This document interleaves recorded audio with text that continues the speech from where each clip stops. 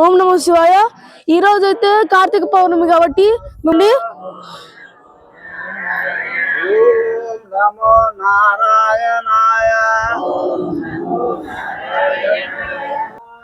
So సింగరేట్లో అయితే నరసింహస్వామిది స్వయం ఆయన వెలిసి ఇక్కడికి ఉన్నారు. ఇది చాలా చాలా ప్రత్యేకమైనది. ఇక్కడ కూడా చూసినట్టయితే మేమైతే ఓం నమ శివాయ చెప్పుకుంటూ పట్టం పట్టుకుంటూ వస్తున్నాం. ఇదైతే మన సాంప్రదాయం. కార్తీక మాసంలో పొద్దున 5 నుంచి 6:30 వరకు, సాయంత్రం 7 నుంచి 8:30 వరకు ఉంటది. పొద్దునైతే బజార్లు తిరిగి ఇలా శివుని పట్టుకొని తిరుగుతాం. సాయంత్రం అయితే ఆధ్యాత్మిక ఉపన్యాసాలు అయితే చెప్తాం. సో లోపలికి వెళ్ళిన తర్వాత మీ అందరినీ కలుస్తా. Bye guys. సో చూసారు కదా, 2 బస్సులో దాదాపు 70-80 మందితో మేమైతే సింగరెట్లు వచ్చాం. దాని తర్వాత కారంపూడి పక్కనే ఉన్న చింతపల్లికి అయితే వెళ్తాం. ఈ దేవుడిని చూసి తర్వాత చింతపల్లిలో కలుస్తాను మిమ్మల్ని. సో చూసారు కదా, చుట్టుపక్కల మొత్తం పచ్చదనం తప్ప ఏమీ లేదు. చుట్టుపక్కల మొత్తం కొండలే. ఇదైతే ఆ కొండల మధ్యలో ఉన్న గుడి. దీని పేరు సింగరెట్ల స్వామి.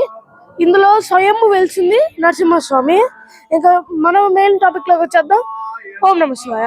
సో ఇప్పుడైతే వాళ్ళందరూ కదులుతున్నారు, పైకి వెళ్తున్నారు. అదంతా మీకు చూపిస్తాను. మీరు కూడా నాకు లైక్లు, సబ్స్క్రైబర్లు ఇస్తే చేస్తాను. సో ఇంకా కంటిన్యూ చేద్దాం. సో చూసారు కదా, ఇవైతే కోతులు ఎలా ఉన్నాయి చూడండి ఎలా చూపిస్తుంది మన వైపు. సో ఈ నీళ్ళు అయితే స్వయంభూ, ఇవి అన్లిమిటెడ్, ఎప్పుడు కావాలంటే అప్పుడు ఉంటాయి. ఇక్కడ పూజలు కూడా చేస్తారు, చూస్తారా.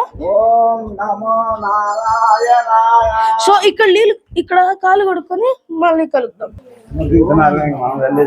సో చూసినట్టయితే ఇక్కడ ఒక నందీశ్వరుడు, అలాగే ఒక శివుడు ఉన్నాడు. మీకు బఫర్ అవుతూ ఉంటది. సో చూడండి ఇలా ఉంది. తర్వాత మెయిన్ రోడ్లోకి వెళ్ళి మళ్ళీ వెళ్తాం. చూసి భయపడి వెళ్ళిపోతుంది.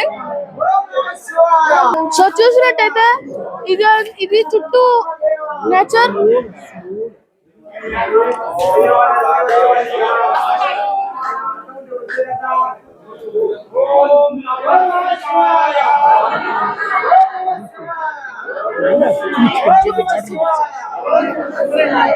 సో చూసినట్టయితే ఏదైతే టోటల్ గుడి, దేవుని చూపిస్తా చూడండి. ఇప్పుడు మీకు క్లియర్ గా కనిపించట్లేదు, లోపలికి చూపిస్తాను.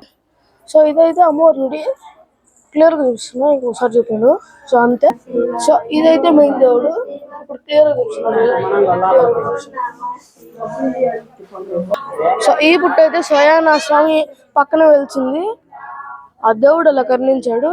ఇదైతే చూడండి, చాలా అంటే చాలా బాగుంది. చాలా మంది పూజలు కూడా చేస్తున్నారు దీనికి, చాలా మంది వచ్చాం. సో చూసినట్టయితే మీకు క్లియర్ గా చూస్తే 3 జూమ్ చేస్తున్నానండి. క్లియర్ గా చూస్తే 3 మంకీలు కనబడతాయి. 3 monkeys కి సాక్ష్యం ఇది. నేను నిజంగానే చెప్తున్నా, ఇదైతే మీరు నమ్ముతారు అనుకుంటున్నా.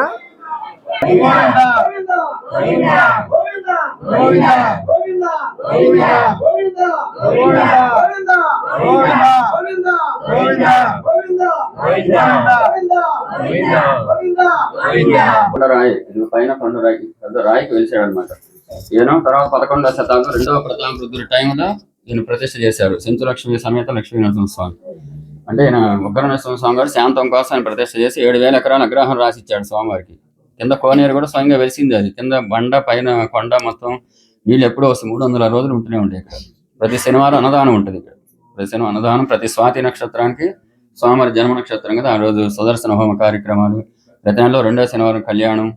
వైశాఖ శుద్ధ చతుర్దశి అసలు ఈయన పుట్టినరోజు. అప్పుడు తిరణాలు బాగా జరుగుతుంది అనమాట. బాగా 15,000 మంది దాకా వస్తారు జనం. అంటే ఇది పూర్వం అడిగి కాబట్టి ఏం చేస్తారంటే మళ్ళీ ఊర్లో స్వామిని ప్రతిష్ఠ చేసి ఉత్సవగ్రహాన్ని అక్కడ పెట్టారు. కార్యక్రమాలు జనం, కళ్యాణాలు జరిగినప్పుడు ఆ విగ్రహానికి తీసుకురావటం, మళ్ళీ కళ్యాణం కాదు మళ్ళీ తీసుకుని గుళ్ళో పెట్టేస్తాం అనమాట. అట్లా నేను చేయబట్టి కూడా 700-800 సంవత్సరాలు అవుతుంది ఇక్కడ చేయబట్టి. మా తాతల ముత్తాతలు అట్లా వస్తుంది.